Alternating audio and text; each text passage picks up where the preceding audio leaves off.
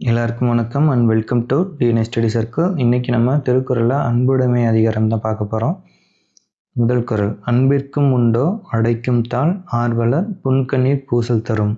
இந்த குறளுக்கான பொருள் என்னென்னா, அன்பிற்கும் உண்டோ அடைக்கும் தாழ். தாழ்னா என்னென்னா தாழ்பால். அன்புக்கு அன்பை அழைத்து வைக்கிறதுக்கு ஒரு தாழ்பால் இருக்கா? கிடையாது. ஆர்வலர் புன்கண்ணீர் பூசல் தரும். ஆர்வலர்னா அன்புடையவர் அப்படின்னு அர்த்தம். புன்கண்ணீர்னா துன்பம் கண்டு பெருகும் கண்ணீர். பூசல் தரும் அப்படின்னா வெளிப்பட்டு நிற்கும். இதுக்கான பொருள் என்னன்னு பார்த்தீங்கன்னா, அன்பை அடைத்து வைக்க தாழ்பால் இல்லை. அன்பை நம்ம அடைச்சி வைக்க முடியாது, அதுக்கு எந்த தாழ்பாலும் கிடையாது. அன்புக்குரியவரின் துன்பத்தை அன்புக்கு உரியவரோட துன்பத்தை நம்ம பார்க்கும்போது அந்த அன்பு எப்படி வெளிப்பட்டு நிற்குமா? கண்ணீராக வெளிப்பட்டு நிற்குமா? அவரோட துன்பத்தை பார்க்கும்போதே நம்ம கண்ணில் என்னது தண்ணி நிற்கும் அப்படின்னு திருவள்ளுவர் சொல்கிறாரு. அடுத்து இரண்டாவது குறள், அன்பிலார் எல்லாம் தமக்குரியர் அன்புடையார் என்பும் உரிய பிறருக்கு. அன்பிலார் எல்லாம் தமக்குரியர் அப்படின்னா அன்பு இல்லார். அன்பிலார் அப்படின்னா அன்பு இல்லாதவங்க. அன்பு இல்லாதவங்க என்ன பண்ணுவாங்க? எல்லாமே தனக்கு அப்படின்னு சொல்லுவாங்க. அன்புடையார், அன்பு உடையவங்க என்பும் உரிய பிறருக்கு. என்பு அப்படின்னா என்னென்னா எலும்புன்னு அர்த்தம். இங்கே உடல் பொருள் ஆவியை குறிக்கிறது. என்புனா என்னது? இங்கே எலும்புன்னு அர்த்தம். இந்த குறளில் உடல் பொருள் ஆவியை குறிக்கிறது. அன்புடையவர் உடல் பொருள் ஆவி எல்லாமே பிறருக்கே அப்படின்னு எண்ணிடுவாங்க அப்படின்னு வள்ளுவர் சொல்கிறார். பொருள் என்னென்னா, அன்பில்லாதவர் எல்லா பொருளும் தமக்கு மட்டும் உரியது என்று எண்ணுவார். அன்பு இல்லாதவங்க எல்லா பொருளும் எனக்கு அப்படின்னு எண்ணுவாங்க.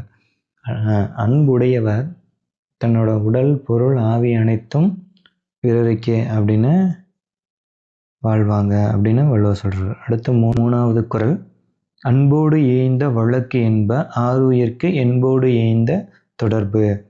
வழக்கு என்ப, வழக்கு அப்படின்னா வாழ்க்கை நெறி. அன்போடு ஏய்ந்த வாழ்க்கை வாழ்க்கை நெறி எப்படி இருக்குன்னா அன்போடு ஏய்ந்து இருக்கணும். ஆருயிர்க்கு என்போடு ஏய்ந்த தொடர்பு. என்பனா இங்கே என்ன பார்த்தோம்? எலும்புன்னு பார்த்தோம். இதுக்கு பொருள் என்ன பார்த்தீங்கன்னா, உடம்போடு உயிர் இணைந்து இருப்பதனை போல். நம்ம உடம்போட உயிர் இணைந்து இருக்கிறது. உடம்போட உயிர் இணைந்து இருப்பது போல வாழ்க்கையோட என்னது? அன்பு ஏய்ந்து இணைந்து இருக்கணும் அப்படின்னு வள்ளுவர் சொல்கிறாரு. வழக்கு அப்படின்னா வாழ்க்கை நெறி. ஆருயிர் அருமையான உயிர். என்புனா எலும்பு அப்படின்னு அர்த்தம். அடுத்த நாலாவது குறள், அன்பு ஈனும் ஆர்வமுடைமை அது ஈனும் நண்பு என்னும் நாடா சிறப்பு. அன்பு ஈனும், ஈனும்னா என்னன்னா தரும்னு அர்த்தம். அன்பு எதை தருது? ஆர்வம். ஆர்வம்னா என்னது? விருப்பம். விருப்பம் இங்கே என்ன பண்ணுன்னா வெறுப்பை நீக்கி விருப்பத்தை உண்டாக்குது. வெறுப்பை நீக்கி விருப்பத்தை உண்டாக்குது அப்படிங்கிறதான் இங்கே பொருள். அன்பு ஈனும் ஆர்வமுடைமை. அன்பு எதை தருது? ஈனும்னா தருதல், ஆர்வத்தை தருது. என்ன ஆர்வம்? வெறுப்பை நீக்கி விருப்பத்தை கொடுக்கிறது. விருப்பத்தை கொடுக்குது.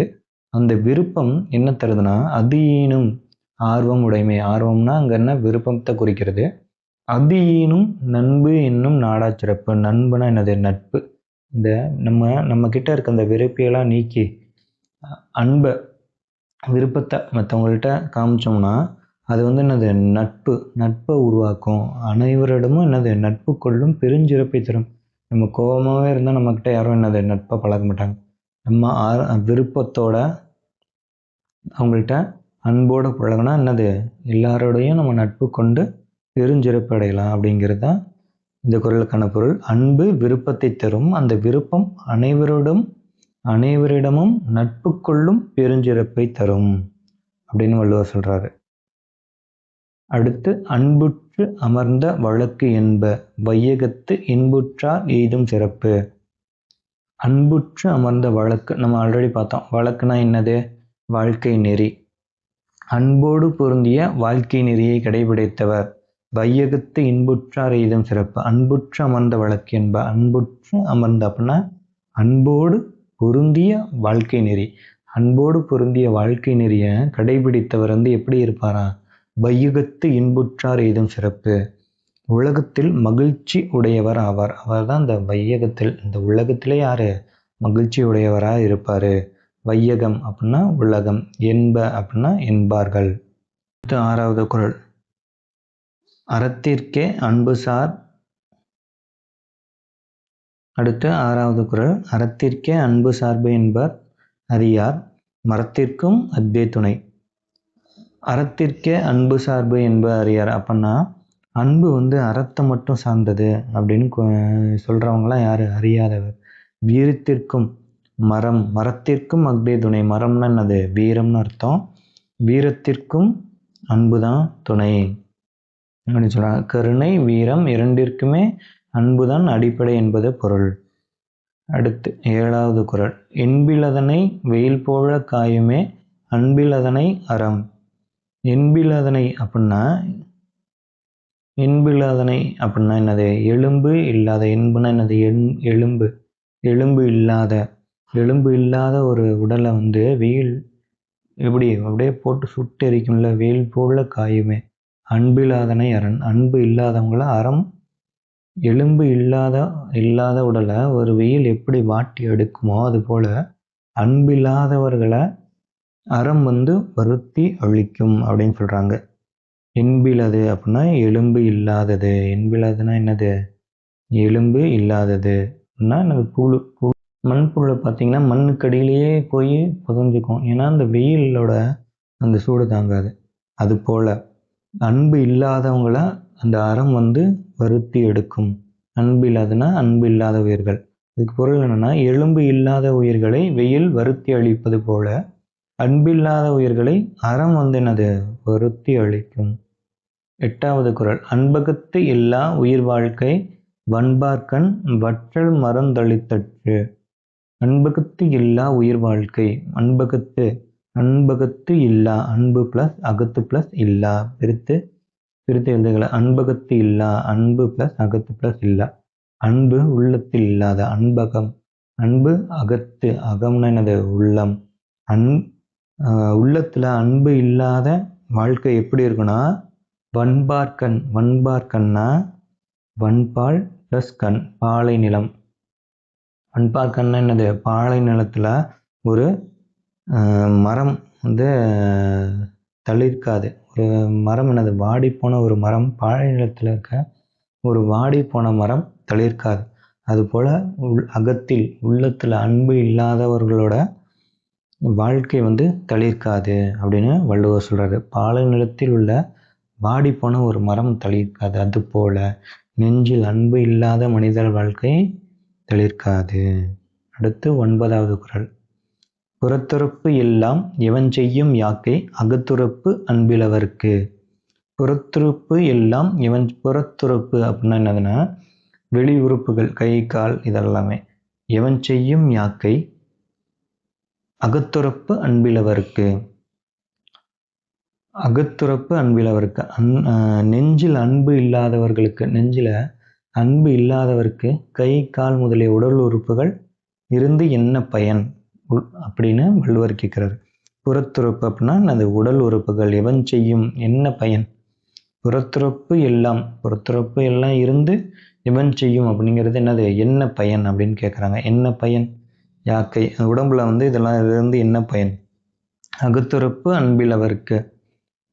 மனசுல அன்பு இல்லாதவங்களுக்கு இதெல்லாம் இருந்து என்ன பயன் அப்படின்னு வள்ளுவர் கேட்கிறாரு. அடுத்து 10வது குறள்.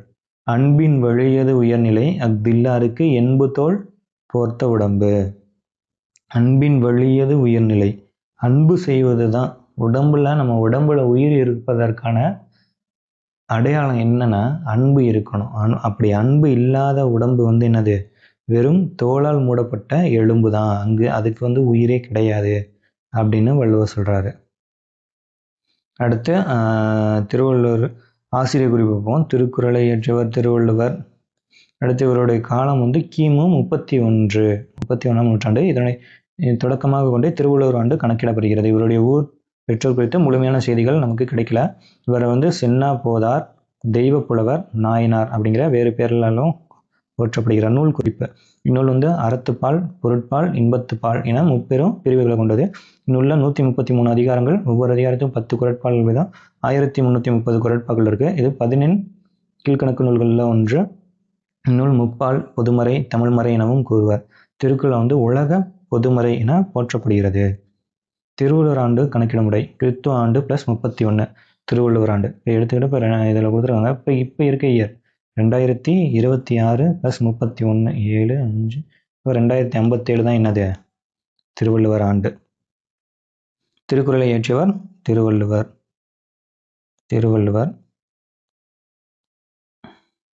திருக்குறள் 3 பிரிவு: அறம், பொருள், இன்பம்.